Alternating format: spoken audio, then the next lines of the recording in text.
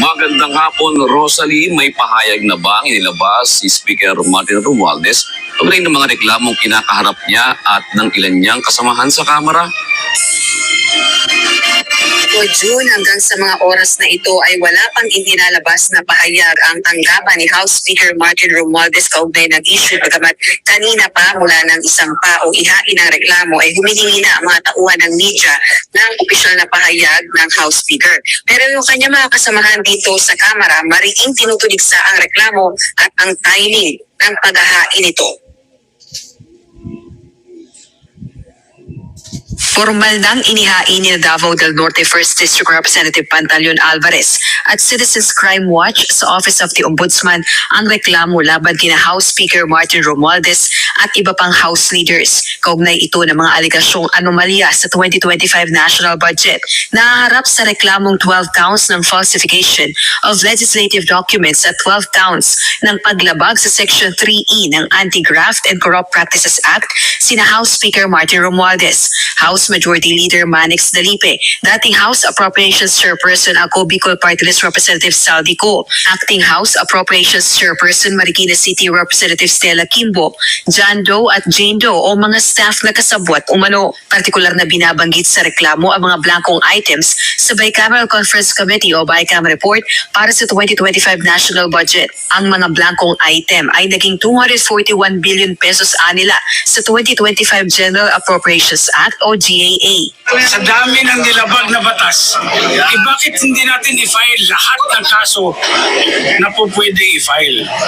Kaya napagdesisyonan ng grupo na pumunta rin dito sa office ng Ombudsman upang i-file yung mga kaso na nilabag nila sa anti-graft law. Tinanong naman si Congressman Alvarez kung bakit walang isinamang senador sa reklamong inihain nila, gayong pirmado ng mga senador at kongresista ang BICAM report.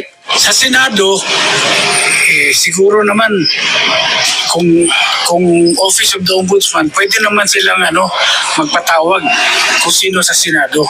Pinagdududahan naman ng mga kongresista ang intensyon ng paghahain ng reklamo. Si House Majority Leader Dalipe, isa sa mga inirereklamo, kwestiyon kung bakit ang mga miyembro ng House of Representatives lang ang kasama sa complaint, gayong shared responsibility anya ang budget process. Giit pa nito, ang pagtutuon sa iisang kapulungan ng Kongreso ay nagpapakita anya ng deliberate effort upang i-mislead o lituhin ang publiko at pagdudahan ng integridad ng Kamara. Question din ito kung bakit hindi nakibahagi sa deliberasyon ng 2025 General Appropriations Bill si Congressman Alvarez at ngayon lamang ito nagsasalita tungkol sa budget. Dagdag pa ni Dalipe, hindi gawang mali ang pag-aproba sa 2025 General Appropriations Bill at isang constitutional duty ng Kongreso. Binigyang diin din itong hindi lang aksyon ng Kamara ang pagpasa sa GAA at dumadaan din ito sa deliberasyon ng Kongreso bago isinumite sa Presidente para sa final approval.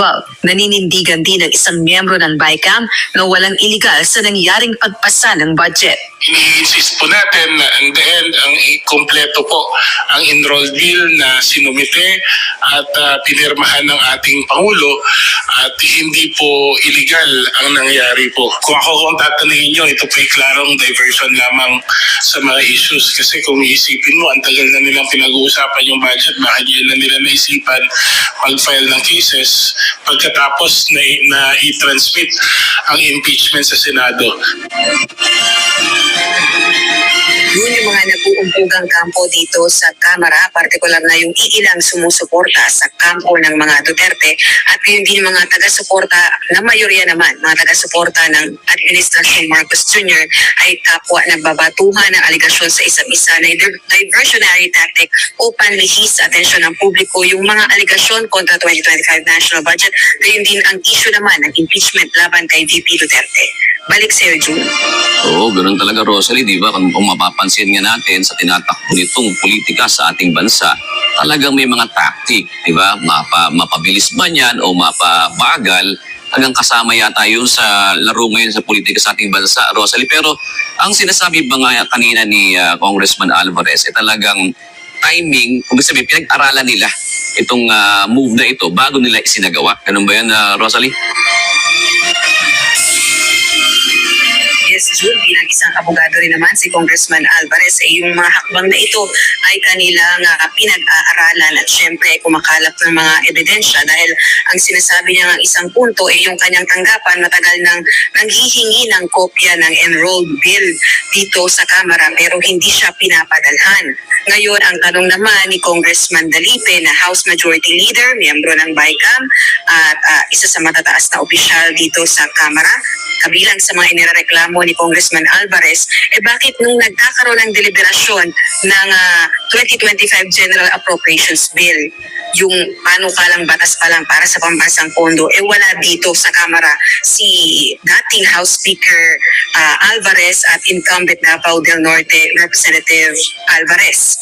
Yun yung kanyang punto na nung tinatalakay yung budget, bakit wala at hindi present dito si Alvarez. At isa pa, sabi rin ni Representative Kimbo, o pwede namang i-check ng publiko, pwede rin i-check naman ni Congressman Alvarez yung kopya ng enrolled bill, yung ratified bill, ratified BICAM report dito mismo sa House of Representatives Library, sa archives, particularly, June. Oo nga, na-report mo ngayon, Rosalie, noong nakaraang linggo, di ba, na talagang available yung enrolled bill.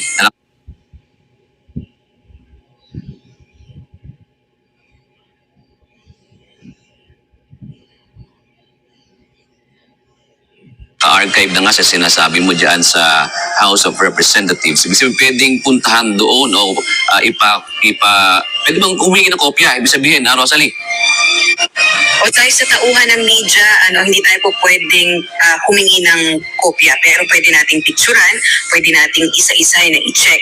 So, sa tingin ko naman, como miyembro ng House of Representatives si Congressman Alvarez ay maaari siyang mag-request sa kanyang kasamaan. Pero nung tinanungan natin siya kanina, bakit hindi siya magpunta rito para i-check niya personally, ay ipapagawa niya daw ito sa kanyang isa sa mga staff member.